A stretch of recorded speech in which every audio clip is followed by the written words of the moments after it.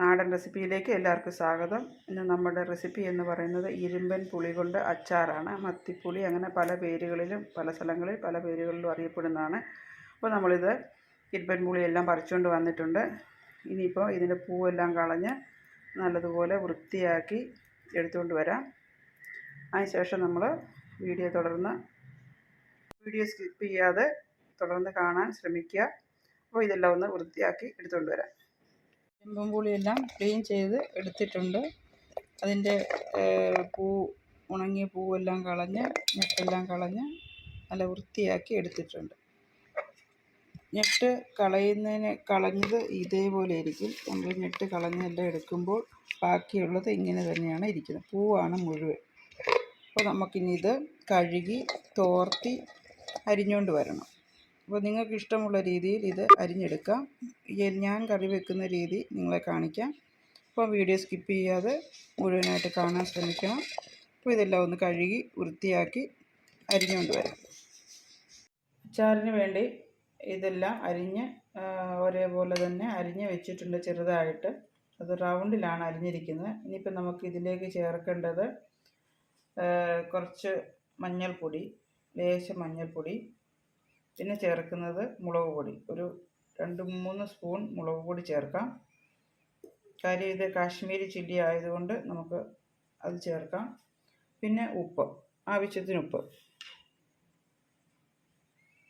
ഇരുമ്പൻ പുളിക്ക് പിന്നെ പുളി ഒരുപാടുള്ളത് കൊണ്ട് നമുക്ക് ഉപ്പ് ഇച്ചിരി ലേശം കൂടുതൽ ചേർക്കാം. ഇനി ഇതിലേക്ക് ചേർക്കുന്നത് വെളുത്തുള്ളിയാണ്. വെളുത്തുള്ളി, ഇഞ്ചി, പിന്നെ മുളക്, പച്ചമുളക് ഒരു 3-4 എണ്ണം. ഇതെല്ലാം നമ്മൾ ചേർത്ത് ഒന്നിച്ചൊന്ന് ഇളക്കി വയ്ക്കാം. ഇതെല്ലാം കൂടെ കൂട്ടി നമ്മളൊന്ന് നല്ലതുപോലെ ഇളക്കി വയ്ക്കാം.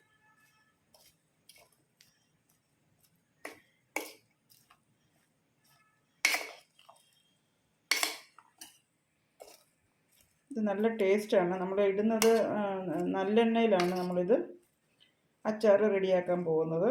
നല്ലെണ്ണയിൽ ഇട്ട് കഴിഞ്ഞാൽ ഒരുപാട് കാലം കേടുകൂടാതെ ഇരിക്കുകയും ചെയ്യും. നല്ല ഒരു അച്ചാർ നമുക്ക് കിട്ടും. ശരീരത്തിനൊന്നും കേടില്ല അച്ചാർ കൂട്ടിയാലും. നല്ലെണ്ണയിൽ ഇടുന്ന അച്ചാറിന് പ്രത്യേക ടേസ്റ്റാണ്. നല്ല സ്മെല്ലുമാണ് അച്ചാറിന്.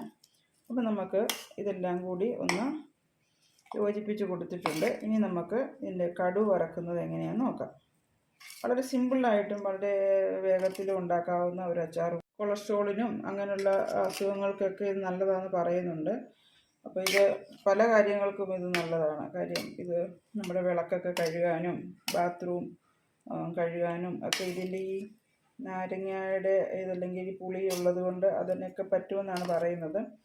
അപ്പോൾ അതൊക്കെ നമുക്ക് കുറേശ്ശെ ചെയ്ത് കാണിക്കാം. അങ്ങനെയുള്ള കാര്യങ്ങളൊക്കെ നിലവിളക്ക് കഴുകാൻ വളരെ നല്ലതാണെന്ന് പറയുന്നു. ഈ കാവ് പിടിച്ച് കിടക്കുന്ന തറകൾ കഴുകാൻ നല്ലതാണ്.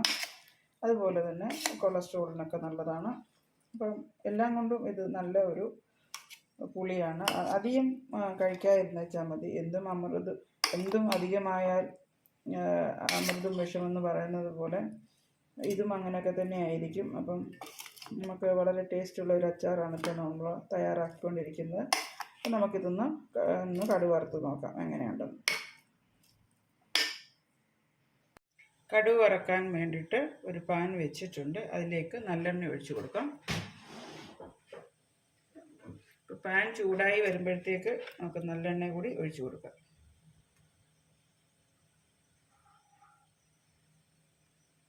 നല്ലെണ്ണ കുറച്ച് അധികമായാലും കുഴപ്പമില്ല, വയറിനൊക്കെ നല്ലതാണ്. അപ്പോൾ അത് നമുക്ക് ഒഴിച്ചു കൊടുത്തിട്ടുണ്ട്. പാനൊന്ന് ചൂടായി വരുമ്പോഴത്തേക്ക്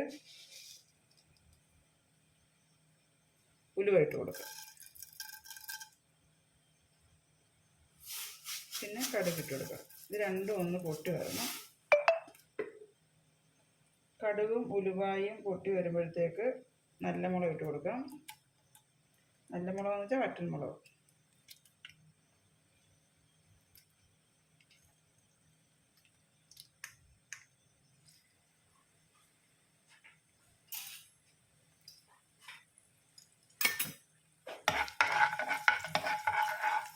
അപ്പോൾ നമ്മുടെ കടുകും ഉലുവായും മുളകും എല്ലാം കൂടെ കറക്റ്റായി വന്നിട്ടുണ്ട്. ഇനി നമുക്ക് കുറച്ച് വേപ്പില ഇട്ട് കൊടുക്കാം. കടുക് പൊട്ടിയതിന് ശേഷം വേപ്പില ഇട്ട് കൊടുത്താൽ വേപ്പിലയുടെ കളറ് മങ്ങാതെ ഇരിക്കും.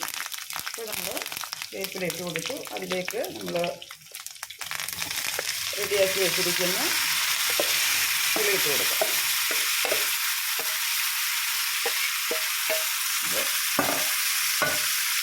ഇരുമ്പൻ പുളി,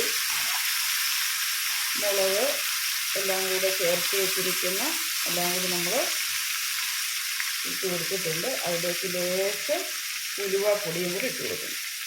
കുറച്ച് മതി, ഒരുപാടിട്ടാൽ കഴിക്കും ഉലുവ. പിന്നെ ഇട്ട് കൊടുക്കുന്നത് കായപ്പൊടിയാണ്. കായപ്പൊടി ഇട്ട് കൊടുക്കും. ഇനി ഇതെല്ലാം കൂടി ഒന്നുകൂടെ നല്ലതുപോലെ ഇളക്കി യോജിപ്പിക്കാം. ഈ എണ്ണയിലൊന്ന് വഴഞ്ഞാൽ കുഴപ്പമൊന്നുമില്ല. എണ്ണയിലൊന്ന് വഴഞ്ഞ് വരണം. വളരെ ടേസ്റ്റുള്ള ഒരു അച്ചാറാണിത്. എല്ലാവരും ഇരുമ്പൻപുളി കളയും. അപ്പോൾ അതിനെ ഉപയോഗിക്കേണ്ട രീതിയിൽ ഉപയോഗിച്ചാൽ നമുക്ക് നല്ലൊരു അച്ചാർ ഉണ്ടാക്കിയെടുക്കാൻ പറ്റും.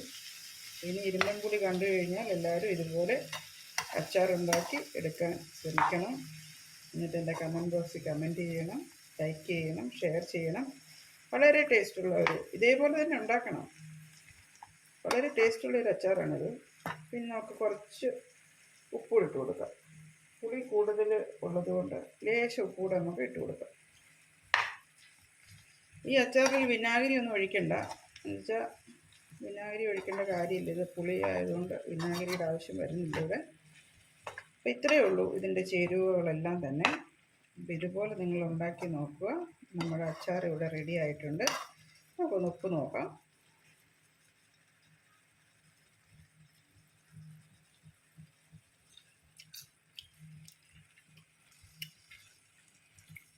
നല്ല ടേസ്റ്റും ആ ഇഞ്ചിയുടെ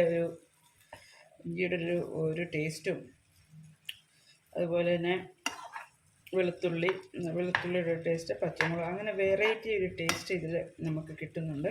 അപ്പോൾ ഇതെല്ലാം കൂടി 2 ദിവസം നമ്മൾ ഇതേപോലെ തന്നെ പാത്രത്തിലാക്കി തന്നെ വെക്കുക. അത് കഴിഞ്ഞ് 2 ദിവസം കഴിഞ്ഞ് നമുക്ക് ഭരണികളിലാക്കി സൂക്ഷിക്കാവുന്നതാണ്. വളരെ നല്ല കൊച്ചു കുട്ടികൾ പോലും ഇത് കഴിക്കും. അത്ര നല്ല ടേസ്റ്റുള്ള ഒരു അച്ചാറാണ്. അപ്പോൾ ഇത്രയേ ഉള്ളൂ ഇതിൻ്റെ ചേരുവകളെല്ലാം. അപ്പോൾ എല്ലാവരും ഇത് ഉണ്ടാക്കി നോക്കുക. എൻ്റെ ചാനൽ ഒരിക്കൽ കൂടി ലൈക്ക് ചെയ്യുക, ഷെയർ ചെയ്യുക, സബ്സ്ക്രൈബ് ചെയ്യുക. അടുത്തൊരു നല്ല വീഡിയോ ആയിട്ട് എത്രയും വേഗം എത്തുന്നതായിരിക്കും. Thank you.